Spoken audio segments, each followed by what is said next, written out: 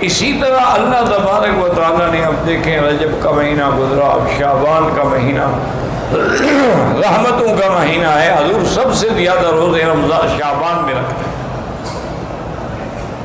اس کی وجہ یہ ہے کہ تاکہ رمضان کے لیے ہمیں استعداد اور تیاری اور ترقی اور جذبہ پیدا ہو جائے۔ اور یہ بھی دعا فرماتے تھے کہ اللہم بلغتنا شعبان بلغنا رمضان، کہ اللہ جیسے آپ نے ہمیں شعبان نصیب کیا ایسے رمضان نصیب فرمائے۔ اچھا، رمضان کا مہینہ کیا ہے کہ ابھی پہلا حصہ جو ہے وہ رحمت ہے، دوسرا حصہ جو ہے وہ مغفرت ہے، اور تیسرا حصہ جو ہے وہ جہنم سے آزادی کے پروانے۔ اسی طرح حدیث مبارک میں آتا ہے کہ مسلمان کے لیے دو خوشیاں ہیں۔ ایک جب وہ افطار کرتا ہے تو خوشی ہوتی ہے کہ سارا دن کا پیاسا ہے، بھوکا ہے، اب اللہ کی نعمت سامنے، اور ایک اس دن خوشی ہوگی جس دن اللہ تبارک و تعالیٰ کا دیدار کرے گا۔ اور اسی طرح یہ بھی حدیث مبارک میں آیا ہے کہ جو مسلمان خالص نیت کے ساتھ اور خالص دل کے ساتھ افطار کے آنے سے چند منٹ پہلے جو ہے اللہ سے دعا مانگتا ہے وہ ہر حال میں قبول ہوتی ہے۔ اس لیے انسان جو ہے کبھی کھجوروں پہ لڑ رہا ہے اور کبھی اس کو ضائع نہ کرے، افطار سے 10-15 منٹ پہلے دعائیں شروع کر دیں۔ اور دعا کا طریقہ یہ ہوتا ہے کہ پہلے درود شریف پڑھیں، جتنا ہو سکے 1 دفعہ، 3 دفعہ، 7 دفعہ، 11 دفعہ، 21 دفعہ، 100 دفعہ، 1000 دفعہ، یعنی دعا کے اول میں بھی درود ہو اور آخر میں بھی درود، اور درود پڑھنے کے بعد اللہ کی حمد و ثنا بیان کریں۔ جیسے کہ اور نہ آئے تو سورۃ فاتحہ پڑھ لی، اس سے بڑی دعا اور اس سے بڑی حمد و ثنا کیا ہوتی ہے۔ اور پھر اللہ کو اللہ کے ناموں کے ساتھ پکاریں گے، یا اللہ یا اللہ یا اللہ یا رحمان یا رحیم یا حی یا قیوم یا ذی الجلال والاکرام۔ اللہ کے ناموں کے ساتھ پکاریں اور اس کے بعد وہ دعائیں جو حضور نے بتائیں یا پھر اپنی زبان میں جو مرضی آئے اللہ سے مانگیں، لیکن کسی کی انسان کی بربادی اور ہلاکت کی دعا نہ مانگیں، اور کسی رشتہ داروں کو لڑانے کی اور قطع رحم کی دعا نہ مانگیں، اور کسی حرام کو ملنے کی دعا نہ مانگیں۔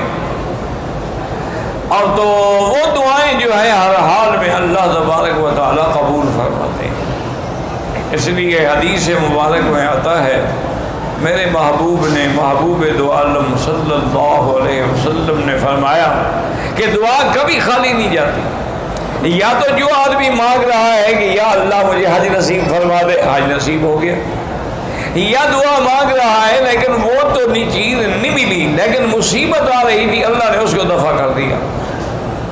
اور تیسری صورت یہ ہوتی ہے کہ اس کی دعا کو قیامت کے لیے لکھ دیا جاتا ہے، ذخیرہ بنا دیا جاتا ہے، اس کا بدلہ اس کو قیامت میں ملے گا۔ تو جب قیامت میں دعاؤں کا بدلہ ملے گا وہ کہے گا یا اللہ کاش میری دنیا میں کوئی دعا بھی منظور نہ ہوتی، آج ہی سارے مجھے بدلے مل جاتے۔ تو یاد رکھیں کہ دعا جو ہے وہ کبھی خالی نہیں جاتی، صرف شرط یہ ہے کہ مانگنے والا ہو، شرط یہ ہے کہ اخلاص ہو، شرط یہ ہے کہ تڑپ ہو، شرط یہ ہے کہ درد دل سے دعا مانگے۔ جو دعا دل سے نکلتی ہے نا یاد رکھیں وہ اثر رکھتی ہے۔ اور اسی طرح حضور نے منع فرمایا ہے کہ ان قلب اللہ، کہ اگر زبان پر تو دعا مانگ رہے یا اللہ حج نصیب فرما، عمرہ نصیب فرما، رمضان نصیب فرما، مدینہ پاک، لیکن دل غافل ہے، دل کسی اور طرف لگا ہوا ہے۔ کیا معنی؟ برزبا تسبیح در دل گاؤ خر، کہ زبان پر تو تسبیح ہے لا الہ الا اللہ، اور خیال یہ ہے کہ پتہ نہیں میرا گدھا جو ہے اس کو کسی نے پانی پلایا ہے نہیں پلایا۔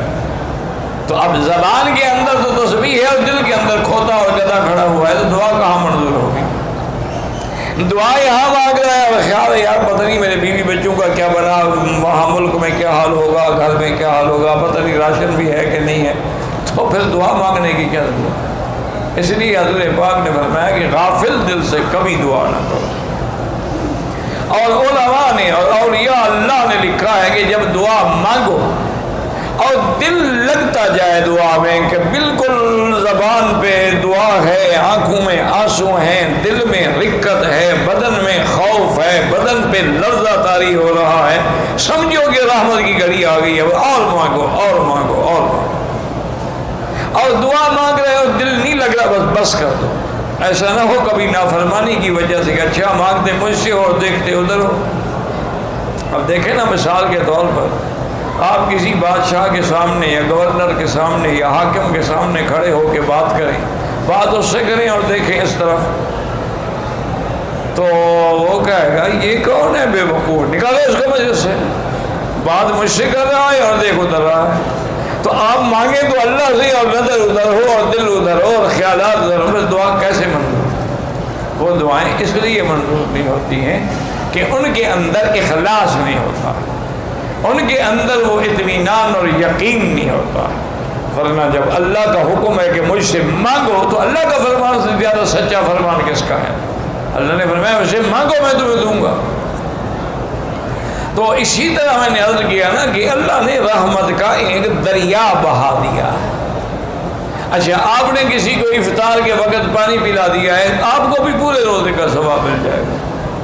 آپ نے کسی کو ایک کھجور کھلا کے افطار کرا دی، آپ کو بھی پورے روزے کا ثواب مل جائے گا. لیکن کوشش یہ کریں کہ سحری ہے یا افطاری ہے، سوکھی روٹی ہو لیکن حلال کی، اور اگر مال مشتبہ ہے، اگر گوشت مشتبہ ہے، اگر جو چیزیں آپ روز مروز کھا رہے ہیں وہ مشتبہ ہیں، تو پھر خدا کے لیے اللہ کے روزوں کو برباد نہ کریں، پھر زمزم سے افطار کر لیں. اچھا بعض جاہل لوگوں نے یہ بھی بنایا ہوا ہے کہ جی نمک سے افطار کرتے ہیں، یہ بالکل جاہلوں کی بات ہے، کسی پتہ نہیں ہندو نے گھڑی ہے یا مسلمان نے گھڑی ہے. اسی طرح سنت یہ ہے، یاد رکھو کہ افطار کے وقت تازہ کھجور ہو جو ابھی ابھی اتری ہے. اس لیے آپ دیکھیں نا یہ عرب لوگ جو ہیں ماشاءاللہ اللہ نے ان کو توفیق دی ہے، یہ سارا سال کھجوریں کولڈ سٹوریج میں تازہ رکھتے ہیں، رمضان آئے گا تو پھر نکالیں گے. وہ ایسے ہوگا کہ ابھی ابھی کھجور اتری ہے درخت سے، خاص طور پہ روتانا جو ہے وہ خراب ہی نہیں ہوتی، 2 سال بھی رکھی ہے. تو سب سے افضل یہ ہے کہ رطب، حضور نے فرمایا تازہ کھجور پہ افطار کرو. اور یہ بھی ہے کہ کھجور کھاؤ تو یا 1 دانہ کھاؤ یا 3 کھاؤ یا 7 کھاؤ، یعنی اس کا عدد جو ہے جتنا وطر ہوگا اتنا زیادہ وہ فائدہ ہوگا. اور حضور نے فرمایا کہ اگر آپ کو تازہ کھجور نہ ملے تو پھر سوکھا صحیح، پرانی کھجور صحیح، پچھلے سال والی صحیح، وہ اس سے افطار کریں. اور فرمایا کہ اگر وہ بھی نہ ملے تو پھر پانی سے افطار کریں. یعنی حضور صلی اللہ علیہ وسلم کو افطار کرنا جو ہے وہ میٹھی چیز پسند ہے، کہ جب بھی افطار کریں تو میٹھی چیز سے افطار کریں یا پانی سے افطار کریں. یہ جو ہمارے انڈو پاک نے اللہ عالم کہاں سے سیکھا ہے کہ افطار کے خاص طور پہ رمضان میں سموسے خریدنے کے لیے لینے لگتی ہیں، نعوذ باللہ. سموسے ہیں اور پکوڑے ہیں اور کرارے ہیں اور چٹخارے ہیں. یہ پتہ نہیں ہندوؤں نے ان کو سکھایا ہے، سکھوں نے سکھایا ہے، کس نے سکھایا ہے؟ اس کا اسلام سے کیا تعلق ہے؟ حضور پاک نے کبھی پکوڑے کھائے ہیں رمضان میں؟ انا للہ و انا الیہ راجعون. حضور صلی اللہ علیہ وسلم نے رمضان المبارک میں کبھی افطار کے وقت سمبوسہ کھایا ہے؟ تم کیسے عاشق رسول ہو کہ جی میری جان قربان لیکن سمبوسہ نہیں چھوڑ سکتا؟ میری جان تو قربان ہے لیکن جناب آج کل پکوڑے بڑے مرچ والے بنے ہوئے ہیں اور آلو والے بنے ہوئے ہیں اور کچالو والے بنے ہوئے ہیں اور شلغم والے بنے ہوئے ہیں اور مولی والے بنے ہوئے ہیں. عورتیں گھر میں سارا دن بیچاری خاوند روزے رکھتے ہیں، وہ بیچاری کھانے پکاتی رہتی ہیں. انا للہ و انا الیہ راجعون. ولا نقول الا لا حول ولا قوت الا باللہ العلی العظیم. دیکھیں نا جی رمضان ہو، روزہ ہو، آج کل دیکھیں آپ کے ملک میں 50 ڈگری فارنہائٹ پہ سورج پہنچا ہوا ہے، یعنی لوگ کھڑے کھڑے ہیٹ اسٹروک سے گر جاتے ہیں اور مر جاتے ہیں. اسی طرح بعض جگہ 47 ہے، بعض جگہ 43 ہے، بعض جگہ 45 ہے. تو اور پھر یہ ہے کہ وسائل بھی نہیں ہے نا. دیکھو نا یہ یہاں تو الحمدللہ میں تو ہمیشہ اپنے دوستوں سے کہتا ہوں، میں نے کہا یار مکے مدینے پاک کے روزے تو مفت کے روزے ہیں. انہوں نے کہا کیسے؟ انہوں نے کہا بھی آرام سے ساری رات جاگتے رہتے ہیں، صبح کی نماز پڑھ کے ایئر کنڈیشن چلا کے کمبل لپیٹ کے سوتے ہیں، سردی لگتی ہے. ظہر کو اٹھیں گے، نماز پڑھ کے انشاءاللہ پھر لیٹ جائیں گے. حضرت کی ابھی نیند پوری نہیں ہوئی، 6 گھنٹے سو چکا ہے، پھر سو جائیں گے. اور پھر عصر کے بعد جو ہے جناب پھر وہی تیاری شروع ہو جائے گی کہ شربت ہو اور اناناس ہو اور جام شیریں ہو اور قصر شیریں کی مٹھائی ہو اور پکوڑے ہوں. انا للہ و انا الیہ راجعون ولا نقول الا لا حول ولا قوت الا باللہ العلی العظیم. میرے دوست تو نہیں کہہ سکتا، بہرحال مہربانی فرماتے تھے، بزرگ تھے، میرے خیال میں ان کی عمر 80 سے اوپر ہوگی، خیال ہے میرا، اللہ عالم. لیکن ماشاءاللہ اللہ نے ایسی صحت دی تھی، یہ نہیں کہ ہم اب چل نہیں سکتے. گھٹنے بھی جواب دے گئے اور گردن کا یہ عالم ہے کہ نہیں ادھر دیکھ سکتا ہوں، نہیں ادھر. کہ ابھی وہ محبت سے بیچارہ مل رہا تھا، تھوڑا سا اور جھٹکا دیتا تو کام ہو گیا تھا ماشاءاللہ. یہاں رواج ہے نا، ملیں گے پھر گردن میں بھی ہاتھ. گردن کیا کیا قصور ہے بیچاری کا یار، بوسہ بھی دینا ہے، سامنے کھڑے ہو کے دے دو. یہ کون سا بوسہ ایک بار اس کی گردن میں ہاتھ ڈال، میں بیوی ہوں تمہاری. عجیب سا رواج ہے جناب، گلے میں باہیں تو بیوی کے ڈالی جاتی ہے نا. استاد کو تو ماتھے پہ بوسہ دیا جاتا ہے، سر پہ بوسہ دیا جاتا ہے، اور وہ آرام سے بیٹھا کر اس کو تکلیف پہنچا کے بوسہ دینا ہے تو پھر کیا فائدہ ہوا؟ اس بیچارے کو تو خیر پتہ نہیں تھا، اس نے آمدن تو نہیں کیا، لیکن اس کو اتنا تو سننا چاہیے تھا کہ 18 دن ہو گئے استاد بیمار ہیں. کیا بیماری ہے؟ نماز کھڑے ہو کے بھی نہیں پڑھ سکتے، صرف میں فرض میں کھڑا ہوتا ہوں اور وہ بھی مشکل سے، کیونکہ حکم ہے کہ اگر قیام کر سکتے ہو اور نہیں کرتے نماز نہیں ہوتی. ہاں ایک آدمی قیام کر ہی نہیں سکتا، بیٹھ کے بھی جائز ہے، سو کے بھی جائز ہے، لیٹ کے بھی جائز ہے، اشارے سے بھی جائز ہے. لیکن اگر کھڑے ہونے کی طاقت ہے اور پھر کھڑا نہیں ہوا، نماز نہیں ہوتی.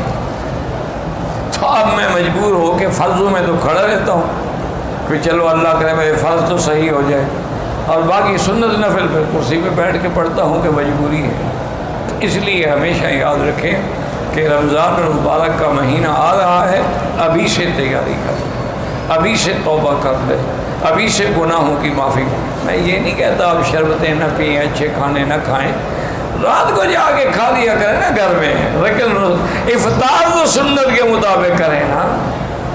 اور آپ کو شاید احساس ہو نہ ہو، جہاں آپ پکوڑے کھاتے ہیں نا 2 صفوں تک اس کی ہوا ہوتی ہے، لوگوں کی نمازیں برباد ہو جاتی ہیں ماشاءاللہ. انا للہ و انا، کیونکہ پکوڑے کی ہوا آپ خود جانتے ہیں کیسے ہوتی ہے. تو لیکن کھجوریں 2 کلو کھا جائیں ہوا تو نہیں آئے گی. اللہ کے نبی کی حکمتیں ہیں کہ آپ وہ میرے دوست میں بتا رہا تھا کہ وہ ماشاءاللہ رمضان میں روزانہ عمرہ کرتا تھا، روزانہ. احرام رمضان میں اس نے کھولا ہی نہیں، سر پہ اس طرح پھروایا تو وہی چادر سر پہ ڈال دی اور نماز پڑھی آرام سے، اور پھر اس کے بعد پھر چل پڑے. کبھی وہ رات کو تراویح کے بعد چلے جاتے تھے اور فجر کی نماز تک وہ اپنا عمرہ مکمل کر لیں، آرام سے عمرہ بھی ہو جاتا، رش بھی نہیں ہوتا، اور جناب نماز پڑھ کے پھر آرام سے سو جاتے تھے. تو ایک دن انہوں نے کہا مجھے اشارے سے کہ یار بیٹھ جاؤ. میں بیٹھ گیا تو اس نے اجوا کھجوریں رکھی ہوئی تھی اور ایک جگ تھا چھوٹا سا، اس میں مشروب تھا. تو کہنے لگا اس میں دودھ بھی ہے، زمزم بھی ہے، شہد بھی ہے، چونکہ ان تینوں چیزوں کو اللہ کے شفا فرمایا. تو میں ان تینوں چیزوں کو جمع کر لیتا ہوں اور اسی سے افطار کرتا ہوں کہ کھجور کھا لی اور 2-3 گلاس یہ چڑھا لیے، سارا دن پتہ ہی نہیں لگتا عمرہ کرنے کا، بھاگنے کا، دوڑنے کا. اتنی اللہ انرجی دے دیتے ہیں، طاقت دے دیتے ہیں کہ پھر مجھے کسی چیز کی ضرورت نہیں رہتی. تو اس لیے ہمیشہ یاد رکھیں. اچھا کبھی کبھی زیتون بھی رکھا کریں، چونکہ جن چیزوں کا قرآن میں ذکر ہے نا ان کا خیال کیا کرو. قرآن میں والتین والزیتون وطور سینین وہذا البلد الامین.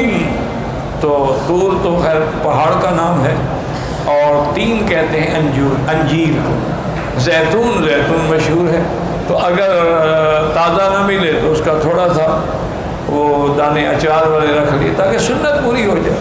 وہ بھی نہ بھی لے لو. چلو تو زیتون کا تیل، حضرت تو تیل میں روٹی ڈبو کے کھاتے تھے. آپ کے لیے سالن کیا تھا؟ زیتون کا تیل، اس میں روٹی ڈالی اور کھا لی. اور یا کبھی خل مانا سرکہ، حضور سرکے سے روٹی کھاتے تھے. ہمیں بھی یاد ہے یار، آج کل تو سب بڑے آدمی بن گئے نا. جب مکے شریف آ گئے، مدینے آ گئے، ایئر کنڈیشن گاڑیاں مل گئیں، ایئر کنڈیشن گھر مل گیا. وہ بھی کہتے ہیں پدرم سلطان بود. میرا تو باپ جناب بادشاہ تھا، اور ہمارے شلغم کے باغ ہوا کرتے تھے جو ہمارے گھروں کی چھتوں پہ لگائے ہوئے تھے. انا للہ و انا الیہ. شلغم کا بھی باغ کا بھی دیکھا ہے. تو یہ تو قدرتی بات ہے. ورنہ ہم کیا لوگ، ہم گرمی کے روزوں میں مجھے یاد ہے کہ لسی کا اتنا بڑا دکھا ہوتا تھا، بس وہاں سے پانی ڈالتے جاتے اور پلاتے جاتے. میں نے کہا حضرت کتنا پانی ڈالیں گے؟ فرمایا بابا لڑائی اور لسی جتنا بڑا ہو بڑھ سکتی ہے. لسی میں بھی پانی ڈالتے جاؤ بڑھتی جائے گی، لڑائی بھی لڑتے جاؤ بڑھتی جائے گی. یہ دو چیزیں ہیں جتنا بڑھاؤ بڑھتی ہیں، گھٹتی نہیں ہیں. یہ افطار ہوتا تھا. اچھا، اور سردیوں میں گڑ کی چائے ہوتی تھی. جب ہم پڑھتے تھے نا، گڑ کی چائے بنی ہوتی تھی، اور بڑے شوق سے ہم وہ گڑ کی چائے پیتے تھے. اللہ اکبر اللہ اکبر. ہمارے شیخ تھے حضرت گمانوی رحمۃ اللہ علیہ. اللہ ان لوگوں کی، میرے تمام مشائخ کی، اساتذہ کی، محبین کی، مخلصین کی، معاونین کی جو فوت ہو گئے، اللہ ان کی قبروں کو باغ جنت بنائے. اللہ تمام مسلمانوں کے قبروں کو نور سے بھر دے، اور اللہ ہم سب کا خاتمہ ایمان پہ کر دے. تو یہ تو رحمت کے دریا ہیں. اب پھر بھی محروم رہ جاؤ تو اس کا کیا